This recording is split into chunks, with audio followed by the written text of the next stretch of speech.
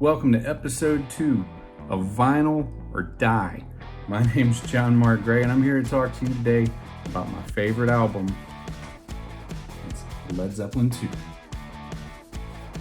Led Zeppelin 2. And I'm not just going to give a review about the record or anything like that. The thing's been out since 1969. You don't need me to tell you what to think about that album. But what I'm going to talk about today is the different pressings and masterings of Led Zeppelin 2, which tend to vary widely. When I was starting off on my vinyl journey, and you couldn't just go buy records in Best Buy or Books A Million, certainly not Walmart at the time. You either had to get the stuff online, which I wasn't a fan of, or you had to go to a record shop or a secondhand store and just kind of seek them out. And there was a lot of joy in that. That was a lot of fun. Sometimes it was really disappointing. Sometimes it was, it was like finding gold. It was like, oh, this is that record I've been looking for so long, and here it is. I finally found it. So there's a lot of reward in that. There's a lot of reward in not just going for the instant gratification that we are so accustomed to this day and age.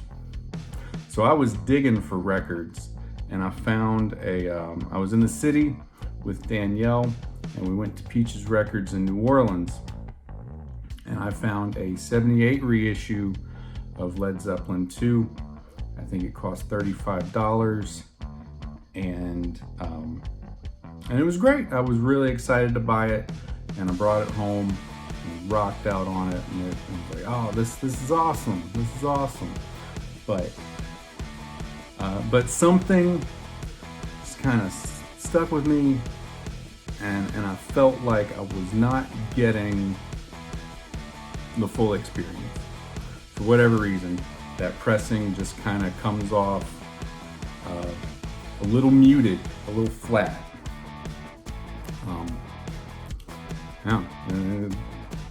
The tones are a little dull.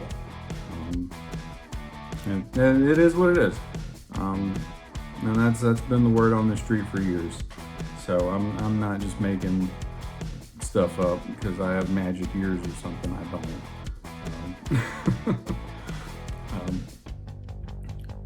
But yeah, so recently I just started doing some research, and this kind of occurred last year when I was on vacation. I came across a Mobile Fidelity or MoFi pressing of Led Zeppelin 2. I found one on a pretty good deal. It was on sale for $250, and then I'd never even heard of MoFi at the time, so I did my research, and it seemed like it's the best thing you can get next to the original tape recordings, basically. And I almost bought it. I said, well, this is my favorite album of all time. I want the best pressing of it possible. I should buy it. And by the time I worked up the nerve to hit buy now, it was already gone. So I missed out. Today I searched for one just for my purpose of my notes for this video. There's a sealed copy on eBay right now for $2,500. Holy shit. $2,500. So that kind of led me down the rabbit hole of these different pressings of Led Zeppelin 2.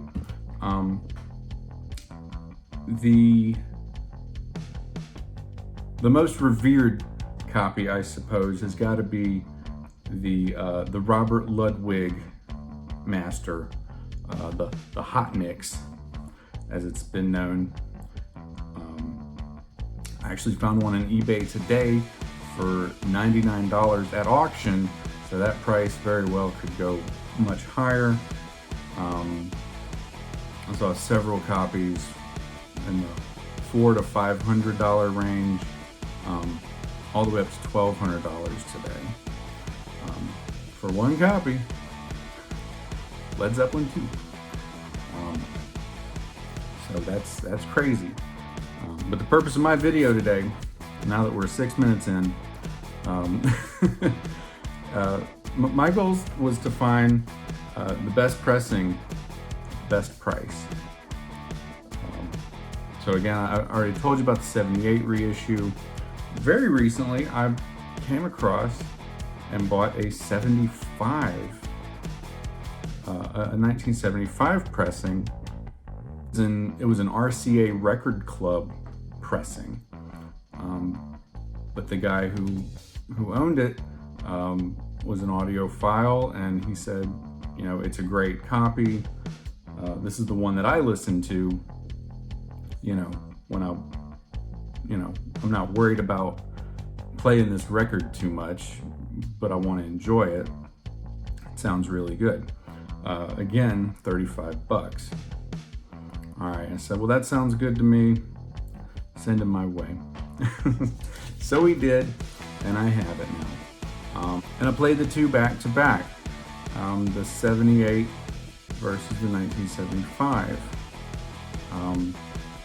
And frankly, the difference was marginal.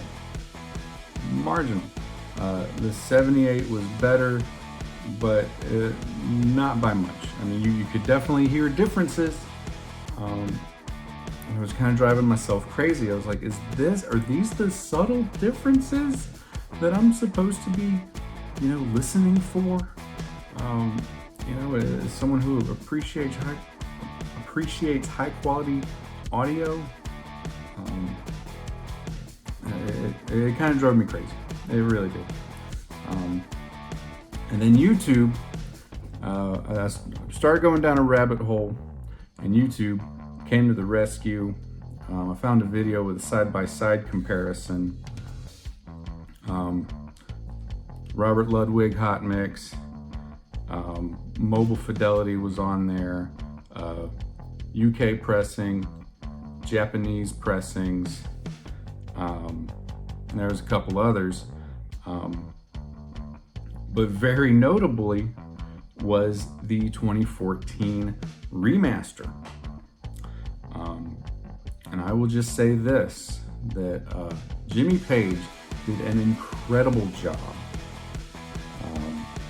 It is absolutely, to my ears, it is probably the closest to that Robert Ludwig hot mix that you're gonna get. And you can buy them for like $22. You can buy them everywhere. You can buy them at Walmart. And that's fine. I just, sometimes I go in there and I kind of cringe at the condition that those records have been left in. People just kind of throw them around and beat them up, and fuck this, I'm in Walmart. But if you're buying the records in Walmart, you're probably not buying them. I don't know. Maybe you're not a serious collector. Maybe you are. I've been picking up the Metallica limited edition colored vinyls in Walmart because they are selling on the internet for far more than what Walmart's selling them for. So they truly are limited edition, and they look really cool. So add that to your collection. Why not? So anyway, but that is the moral of the story, that the new one is the champ. It absolutely is. This album sounds so good. I really don't know what more to say about it. If you don't believe me, go buy one. You can look for the new ones. They have this Led Zeppelin seal of authenticity there on the back, little hologram. But yeah, I've been waiting to make this video for a couple of weeks. But what can I say? Sometimes the new shit is just better. If you can get your hands on a Robert Ludwig though, yeah, do that. Somebody go buy that one for 99 bucks on eBay. That's what I would do. Anyway, until next time, this is Vinyl or Die.